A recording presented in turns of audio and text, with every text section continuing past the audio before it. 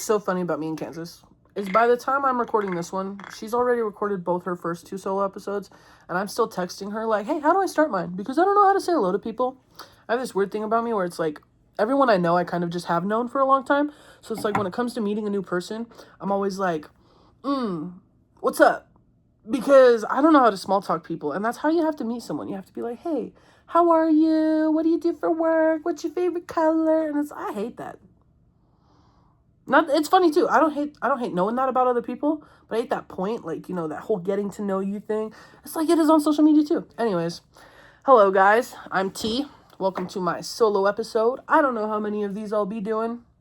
I don't even know how long we'll be doing them, but I'm just going to start right out the gate with one of my favorite things I own. This is one of the first things I brag to people when they come over to my house. Game of Thrones pop-up. First off, this shelf behind me, this whole thing is Game of Thrones. This one is my Rise and Fall of the Dragon, so that's the entire House Targaryen dynasty and lineage and all of that. And then this one is the World of Ice and Fire, which means it's just the entire history of Westeros and everything that George R. R. Martin created. That one's only Volume 1, though. Volume 2 doesn't come out till later this year, so technically I don't have it all. And then I have Night of the Seven Kingdoms, which is fantastic. I loved the series that came out this year. Fire and Blood, which is a prequel. It has all the House of the Dragon source material, but that series isn't on par with the books. The book is way better, but I do love Matthew Smith on camera. That much I gotta be said. And then I have the whole series, and then I have this little ornament. Kansas actually got me that, and it's Cyrax from House of the Dragon, which is one of the dragons, because I love a good dragon. And then this, which is my Game of Thrones pop-up book, which has... Oh, hold on. Look, this is my little unsinkable ship. My fiance got it for me, and I play with it a lot because it's for pirates, and I love pirates. I'm pretty sure I was a pirate in my past life. Well, maybe. I might not have been a good one because I don't really think I could do the whole, like, pillaging and, like, robbing people and the whole thing. But the outfits and the living on the sea and the drinking rum, yeah, I could probably do that. Ooh, I would have had to have been a pirate in the Caribbean, though. Well, maybe. Isn't that where the Kraken was? Wait, no, that's wherever Davy Jones was. I guess that's only if we're basing it off the movies. Ooh, I do love the movies. Orlando Bloom. My childhood was full with Orlando Bloom, like, at his peak. Like, before the whole Katy Perry thing and, like, what he's turned into. Because my childhood, it was, like, Orlando Bloom in Lord of the Rings, Legolas. And then we had Orlando Bloom in Pirates of the Caribbean. Then I was like, oh, my God, now that's a man. Not anymore. To Game of Thrones. Completely unrelated. But this is so cool. This one's King's Landing. And this one is, oh, the Eyrie. So this is the one that's, like, built in the mountains. And I guess if you haven't read the book, you probably don't care. But it's a really cool castle, so you should care. And it's super awesome. It's like, the most impenetrable castle. It's the most impenetrable castle. Oh, and then this one's Winterfell, which is my favorite place in all of Westeros. Winterfell. Oh, and then these little things on each page. There's, like, one for the house, so it's, like, says, like, House Stark. And then it has, like, the whole biography for, like, how they started. Except this one also, I don't know. I love, and I hate this, the Greyjoys are right here. But it's also because their islands, the Iron Islands, are right off the coast of Winterfell. But I also hate that it's on the same page as them because, like, fuck you, Theon. Reek. Anyways, and then I got the wall. You know how the wall is. And then you got Koth, which is where Daenerys spent a lot of her time. And then there's actually, like, a lot more. Like, you can kind of see in it a bit too. It actually opens up. Like, that's the comet. And the whole thing opens up to where, like, when I have the whole thing laid out, it's like a 5-foot-long map. It's so cool, of Westeros. And it also has, like, Highgarden. It also has Harrenhal. And it has, like, a big pop-up of, like, the Iron Throne itself, which is, like, so cool. And I don't have enough room on this table, so you should just come over. I'll let anyone come over to my house and look at this. No one leaves my house with this, but you're allowed to come over and look at it. I don't even know if I'd let Kansas borrow it, to be honest. And I let Kansas borrow, like, everything. But I don't know if I would. This one's my other pop-up book, completely unrelated. Different universe entirely. Different author, different era. This one is my Chronicles of Narnia pop-up book, which is so funny because actually when I was little and I was introduced to Narnia, I didn't know that it was, like, supposed to be, like, religious-based. Like, I didn't know that C.S. Lewis did that. But it's also kind of funny because Lord of the Rings, I'm also a super big fan, and there's a lot of Catholic undertones in Lord of the Rings, and so I find it funny that C.S. Lewis has a lot of like Christian undertones in Narnia, because C.S. Lewis and J.R.R. Tolkien were actually best friends. Like, they literally were best friends.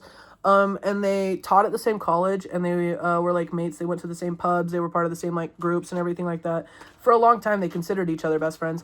And then what happened was C.S. Lewis started putting out these books. See, he did the Narnia series. He did 7 books in 7 years, which was kind of like unheard of at the time for authors to just be like putting out good stories like that, especially for each one to like have its own and stand alone and like have a good fan base. It was massive.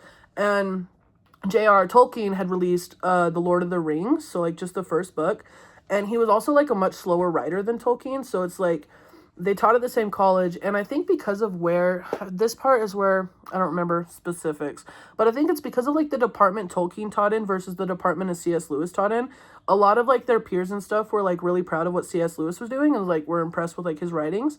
But they were calling Tolkien like Hobbitfoot and stuff when he was like walking around. Like, could you imagine being at work and like your whole like your colleagues at work are all like, "Yo, Hobbitfoot," like making fun of your series, and you don't even know that in 50 years time it's like gonna be one of the best series ever created. That's crazy.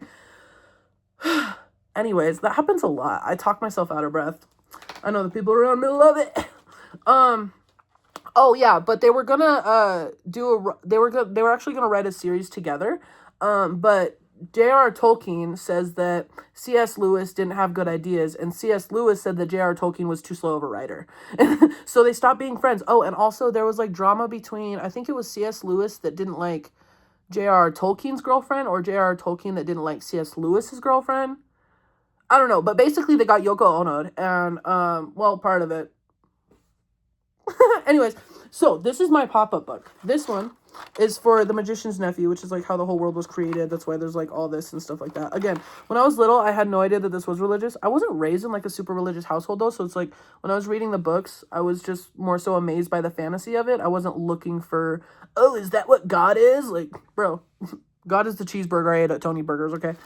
Oh, and this one is The Lion, the Witch, and the Wardrobe. And if you open this wardrobe, the Pevensey children are in there. That's so cool. Oh, and then you got Mr. Tumnus and his little hovel. Okay, right there. So nice. And then this one's Horse and His Boy, and I really like this one because if you do this, it looks like he's running. And then you got this one, which is The Prince Caspian. And actually, so I found this. I got this book. I got this pop-up book for free from... I had a buddy, and he used to demo houses, and he was like, he was demoing houses sometimes all the way until like 2 a.m. So he would like call me and our other friend and be like, "Hey, like I'm bored, come help me out, like demo this house with me, and you get to keep whatever you find." So I was like, "Oh, cool, yeah, that sounds fun." So I went over there. I just love going through things. I'm such a gossip. Even if it's nothing to do with me, I want to know about it. And so I go over there, and I'm looking through all these boxes that these people left in their garage, and I found this book in there, mixed with a bunch of garbage. And so I got this whole book for free. And this is the only problem with it, is that Prince Caspian's head is tilted. It's supposed to be up there.